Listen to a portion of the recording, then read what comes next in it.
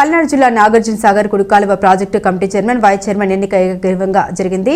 Chairman గా Pulukuri Kantharao, vice chairman గా చక్రపాణిలను ఏకగ్రీవంగా ఎన్నుకున్నారు. అనంతరం చైర్మన్ మరియు వైస్ చైర్మన్లకు ఎన్నికైనట్లుగా ధృవీకరణ పత్రాన్ని పల్నాడు జిల్లా కలెక్టర్ అరుణ్ బాబు అందించారు. ఈ సందర్భంగా గురుచల ఎమ్మెల్యే ఎరపతిరేని శ్రీనివాసరావు మాట్లాడారు. గుంటూరు, ప్రకాశం జిల్లా రైతులకు నాగార్జున సాగర్ ప్రాజెక్టు ఎంతో ప్రతిష్టాత్మకమైందని అన్నారు.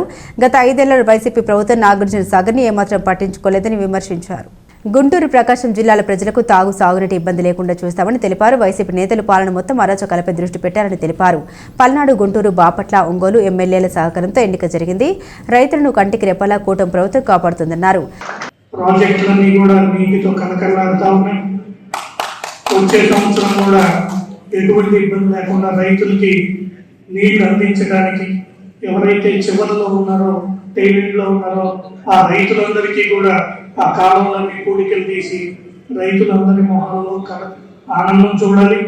ఎట్లా ప్రభుత్వాలన్నీ కూడా మంచిగా గిట్టుబాటు ధరలు కల్పిస్తా ఉన్నాయి. రైతులంతా కూడా ఈ అవకాశాన్ని సద్వినియోగం చేసుకుని ఈ రాష్ట్రంలో దేశంలోనే మొట్టమొదటి వరి ఎక్కువ పండించేటటువంటి రాష్ట్రంగా మన రాష్ట్రం ఎదగాలని చెప్పి కోరుకుంటున్నాం. ఇది మరి స్టోరేజ్ హైదరాబాద్ ఉంది. అక్కడ నుంచే మనం ఈ మొత్తం ఈ వ్యవస్థ కూడా మనం యూజ్ చేసుకుంటున్నాం. దాన్ని కూడా 5 TMC కెపాసిటీ, దాని స్టోరేజ్ కెపాసిటీ పెంచడానికి ప్రభుత్వాన్ని కూడా ప్రతిపాదనలు పంపుతాం. అందరం కూడా కలిసికట్టుగా దాన్ని కూడా సాధించుకుంటామని చెప్పి కూడా తెలియజేసుకుంటున్నాను. పదవి రావడానికి కారణం రామారావు గారు 30 సంవత్సరాలుగా నాతో కలిసి ప్రయాణం చేశారు.